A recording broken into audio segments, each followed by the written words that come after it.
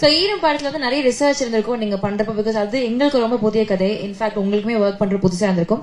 So சப்த அப்படின்னு ஒரு சவுண்ட் ஹாரர்ல ஒர்க் பண்றப்போ என்ன மாதிரி ரிசர்ச் ஒர்க் இதுக்குள்ள இருக்கு சார்? இது என்னோட ஹாரர் அப்படின்னு பார்க்கும்போது ஒரு ரியலிஸ்டம் பேஸ் தான் பண்ணுவேன். ரொம்ப வந்து நம்ப முடியாத சில விஷயங்கள் நம்ப முடியாத சில விஷயங்கள் அப்படின்றது எடுத்துட்டு போறது கிடையாது. அது ஒரு ஹாரர் அப்படின்றது ஒரு ஃபேண்டசியா இருந்தாலும், ஒரு பேய் படம் அப்படின்றது ஃபேண்டசியா இருந்தாலும், ஒரு நம்பக்கூடிய சில விஷயங்களை வச்சுதான் ஒரு கதையை டிரைவ் பண்ணிட்டு எடுத்துட்டு போகணும்னு நினைப்பேன். அப்படி எனக்கு யோசிக்கும் போது எல்லாருமே படங்கள் வந்து எனக்கு புக்ஸும் டாக்குமெண்ட்ரிஸ் அப்படின்றது தான் வந்து எனக்கு ரொம்ப வந்து அதிகமா யூஸ் ஆச்சுன்னு நான் சொல்லுவேன். அது உண்மைக்கு அருகாமையில இருந்து எடுத்துட்டு போற ஒரு விஷயத்த. சோ அப்படிதான் இந்த படத்துல வந்து நான் ரிசர்ச் பண்ணேன் அப்படின்றத நான் சொல்லுவேன். சோ இது பின்னாடி ஒரு உண்மை சம்பவம் இருக்கா? இல்ல, உண்மையில பல விஷயங்கள் சேர்ந்த ஃபேக்ட்ஸ் இருக்குல்ல, உண்மை எலிமெண்ட்ஸ் இருக்குல்ல, உண்மை எலிமெண்ட்ஸ் எல்லாம் சேர்த்து ஒரு கதையா பண்ணதான் இது ஒரு பாயிண்ட்ல.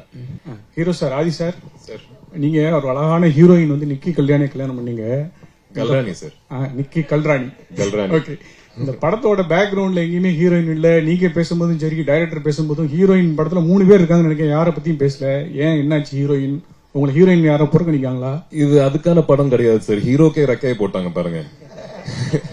இது அந்த ஹீரோ ஹீரோயின் அப்படி பட்ட படமா இருந்தா கண்டிப்பா பண்ணிருப்பாரு. இந்த கான்செப்ட கன்வே பண்ணணும்னு ஒரு போஸ்டர் டிசைன் சார்.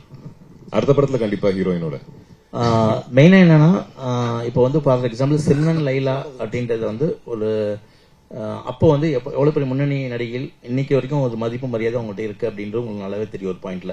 சோ இந்த கதைக்குள்ள வர்றாங்க அப்படின்னா அவ்வளவு சீக்கிரம் ஈஸியா வந்துட மாட்டாங்க ஒரு பாயிண்ட்ல. அதாவது இந்த கதைகள் வந்து ஓகே பண்ணி வர்றது அப்படின்றது. சோ எத்தனை காட்சிகள் அப்படின்றத விட என்ன மாதிரியான கேரக்டர், எந்த மாதிரியான ஒரு ஆழம் இந்த டெப்த்துக்குள்ள வந்து அந்த கதைக்குள்ள இருக்கு அப்படின்னால உள்ள வருவாங்க. அப்படிதான் 2 பேருமே வந்து ஓகே சொல்லி இந்த கதைக்குள்ள வந்திருக்காங்க. சோ ஃபர்ஸ்ட் முதல் முறையா வந்து சிம்ரன் அவங்களும் சரி, லைலா அவங்களும் சரி, முதல் முறையா வந்து ஒரு ஃபர்ஸ்ட் கான்டாக்டே வந்து இந்த கதை படத்து மூலம் தான். ஆனா படத்துக்கான முழு உழைப்பையும் வந்து அவங்க வந்து சூப்பரா கொடுத்திருக்காங்க ஒரு பாயிண்ட்ல. இன்னைக்கு வந்து ஃபர்ஸ்ட் அந்த அவுட்புட்டும் பார்த்துட்டாங்க. இன்ன வரைக்கும் வந்து ஒரு பெரிய ஒரு வெல்விஷரா இன்ன வரைக்கும் படத்தை வந்து பாராட்டி அது நல்லா கண்டிப்பா டெஃபினட்டா வந்து ஆடியன்ஸ் எடுத்துட்டு போவோம் அப்படின்றது 2 பேரோட என்கரேஜ்மெண்ட்டும் இந்த படத்துக்கு இருக்கு ஒரு பாயிண்ட்ல. சோ கரெக்டான டைம்ல நாங்க எல்லாருமே வந்து மீட் பண்ணுவோம் ஒரு பாயிண்ட்ல. அதான் சார். ஆதி சார், சார் கல்யாணத்துக்கு முன்னாடி ஈரம்ன்ற பேய் படத்துல நடிச்சீங்க, கல்யாணத்துக்கு அப்புறம் சப்தம் பேய் படத்துல நடிச்சிருக்கீங்க. ரெண்டுத்துக்கும் என்ன டிஃபரன்ஸ் பாக்குறீங்க? அதாவது கல்யாணத்துக்கு முன்னாடி பேய் படம், கல்யாணத்துக்கு அப்புறம். அதான் சொன்னல சார், கல்யாணத்துக்கு முன்னாடி பேய் மேல நம்பிக்கை இல்ல, கல்யாணத்துக்கு அப்புறம் இல்ல சார், நீங்க நினைக்கிற மாதிரி இல்ல